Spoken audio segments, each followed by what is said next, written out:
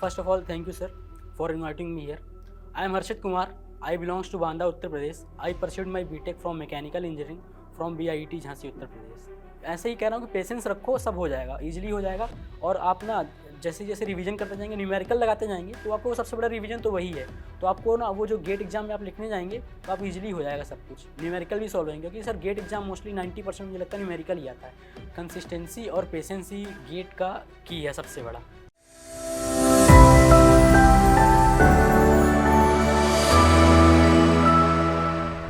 Hello everyone, welcome to Adda 24/7। मेरा नाम है मुकेश शर्मा और आपका इस चैनल पे स्वागत है, दैट इज ऑन गेट अड्डा 24/7 पे।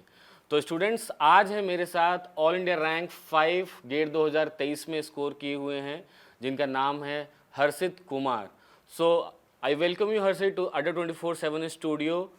आप स्टूडेंट्स के सामने हैं, आपने बहुत ही अच्छा रैंक इस बार स्कोर किया है ऑल इंडिया रैंक 5, जिसके लिए हम लोग स्टूडेंट से मतलब बातचीत कर रहे हैं डायरेक्ट। तो मैं स्टूडेंट्स के बिहाफ पे आपसे जानना चाहूँगा बहुत सारी बातें स्टूडेंट्स के मन में कि एक टॉपर जो होता है गेट का, उसका क्या उठने का, क्या बैठने का, क्या खाने का, क्या पढ़ने का, क्या शेड्यूल रहता है सभी चीज़ का, और बहुत सारे सवाल रहते हैं स्टूडेंट्स के मन में टॉपर से जानने के लिए। तो धीरे धीरे 1 बाय 1 हम लोग जानेंगे, आपसे जानना चाहेंगे। स्टूडेंट्स के बिहाफ में आपसे क्वेश्चन पूछते रहूँगा।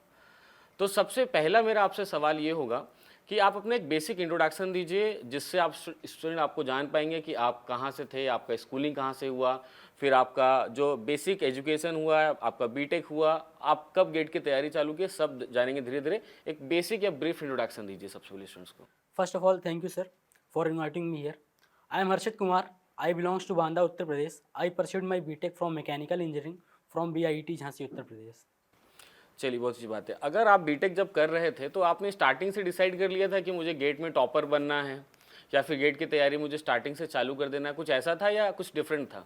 नहीं सर, ऐसा बिल्कुल भी नहीं था। जब मैं कॉलेज में था तो वो हम लोग के सब्जेक्ट थे जो यूनिवर्सिटी में, तो इंडस्ट्रियल इंजीनियरिंग आ गया था और प्रोडक्शन आ गया था। तो मुझे वो पढ़ने के लिए कोर्स चाहिए था, क्योंकि मैं कॉलेज में इतना अच्छे से पढ़ाई नहीं कर पा रहा था। तो मैंने आपका कोर्स लिया हुआ था इंडस्ट्रियल इंजीनियरिंग का और प्रोडक्शन का। मैं और मेरा फ्रेंड मिल के लिए हुए थे। तो हम लोग वहाँ से उस टाइम पे पढ़ा था, बेसिक्स कर लिया था। बट हम लोग का गेट देने का कोई प्लान नहीं था, बट कॉलेज एग्ज़ाम के बेसिस पे आपका कोर्स लिया हुआ था। But in the month of July 2022 एक जॉब मुझे लगी थी।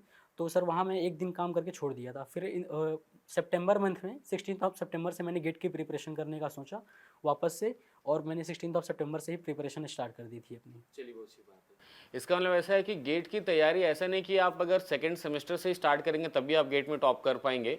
अगर आप लास्ट 6 मंथ्स 8 मंथ भी काफ़ी अच्छा कर जाते हैं तो आप डेफिनेटली, क्या बताते हैं हर्षित, सही बात है, आप 6-8 महीना करके अगर रैंक 5 ला सकते हो तो बाकी लोग भी ला सकते हैं। यानी मेहनत आप जब से करना चालू करो तब आप गेट के टॉपर आप बन सकते हो, पहली बात तो। लेकिन थोड़ा सा टाइम देना ही पड़ेगा, 8-10 महीने का, पहली बात तो।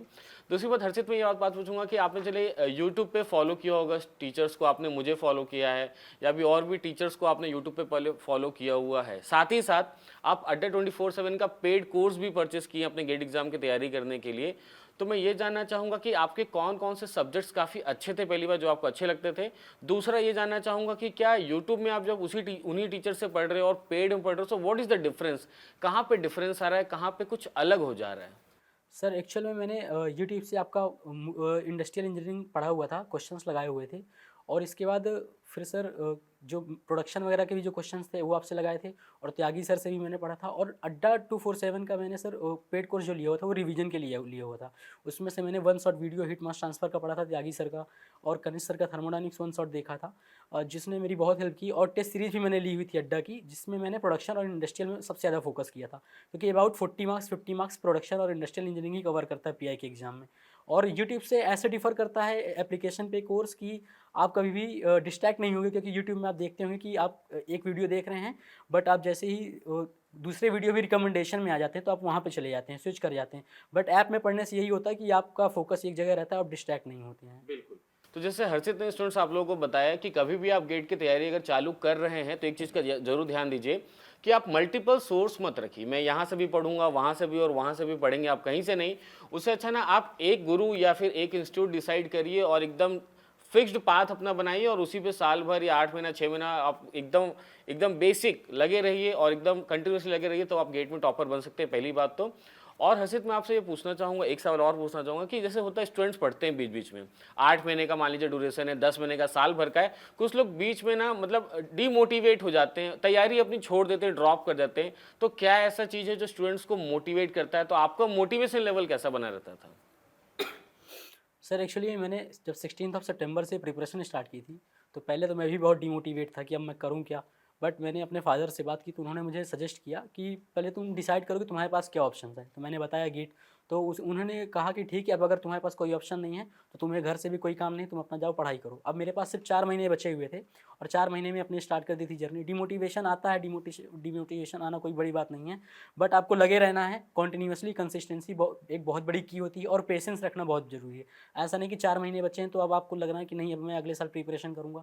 हार नहीं मानिए। ये जर्नी में सबसे ज़्यादा स्टूडेंट यही करता है कि नवंबर दिसंबर आते आते हार मान जाते हैं, बट ऐसा बिल्कुल भी नहीं। लगे रहो कंटिन्यूसली, हो जाएगा लास्ट तक। बस अपनी टेस्ट सीरीज भी लगाते रहो। और मैं एक सजेशन सबको यही देना चाहूँगा, जो टेस्ट सीरीज है वो आप 2 to 5 PM पे ही दें, क्योंकि आपका मोस्टली गेट एग्जाम उसी टाइम पे लिखते हैं सभी लोग, तो उस टाइम पे आपका ब्रेन ओपन रहेगा।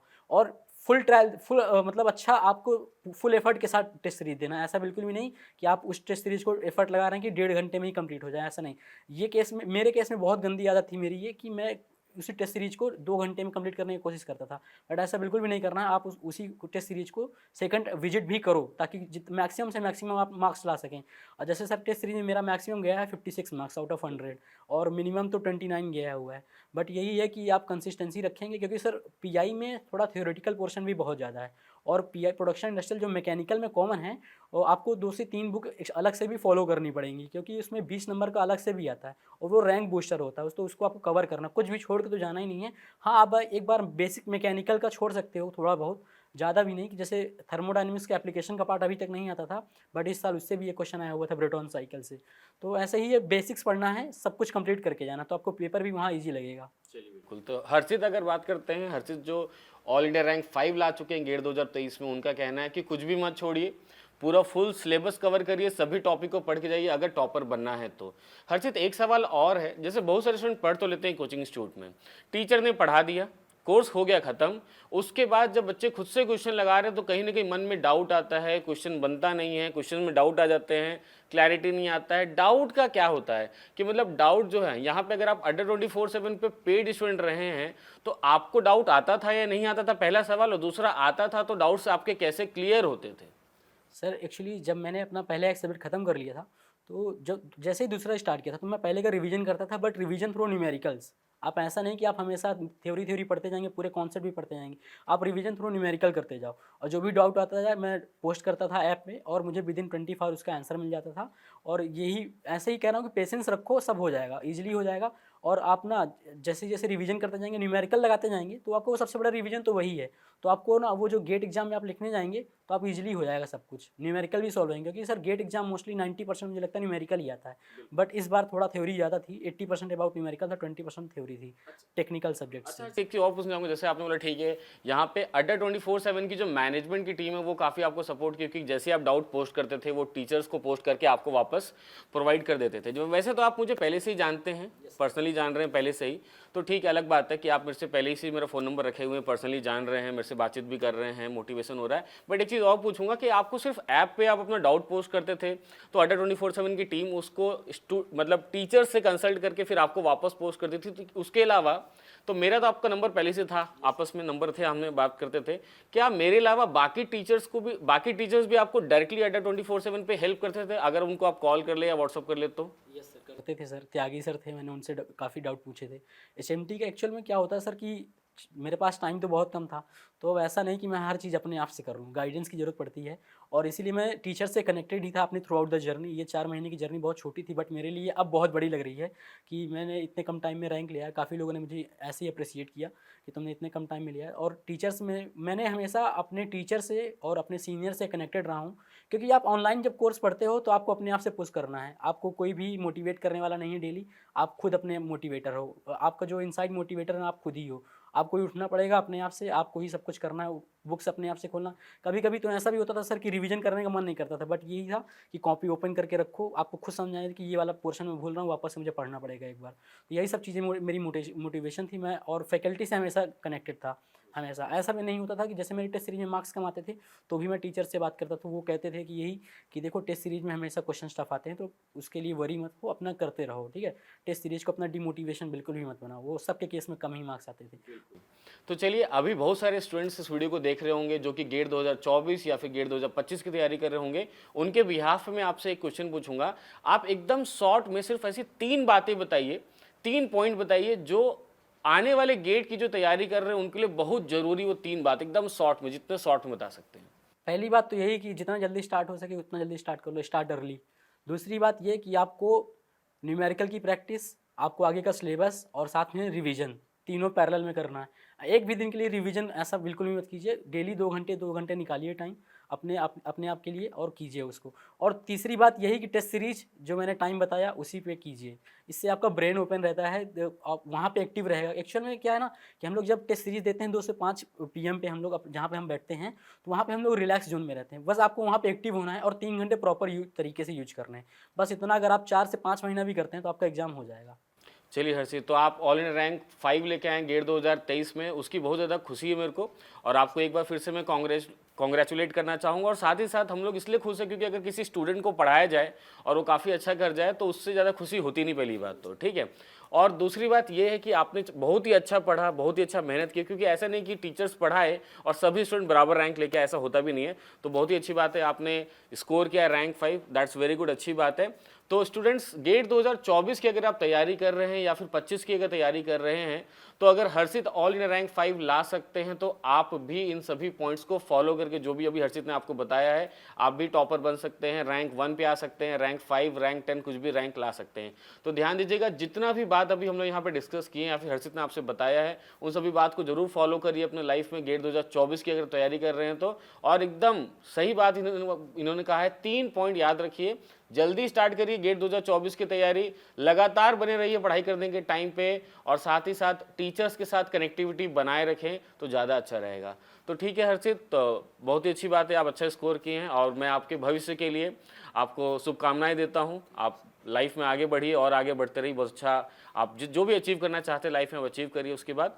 तो इसी के साथ साथ हम लोग इस सेशन को अभी यहाँ पे एंड करेंगे, बट जितने भी स्टूडेंट्स हैं गेट 2024 के लिए, वो बहुत ही अच्छे तरीके से तैयारी करें, सभी इंपॉर्टेंट पॉइंट्स को फॉलो करें और लाइफ में आगे बढ़ें और बेस्ट स्कोर करें गेट 2024 या 25 के एग्जाम में। सो हर्षित, लास्ट 1 वर्ड अगर आप किस स्टूडेंट्स से बोलना चाहें तो।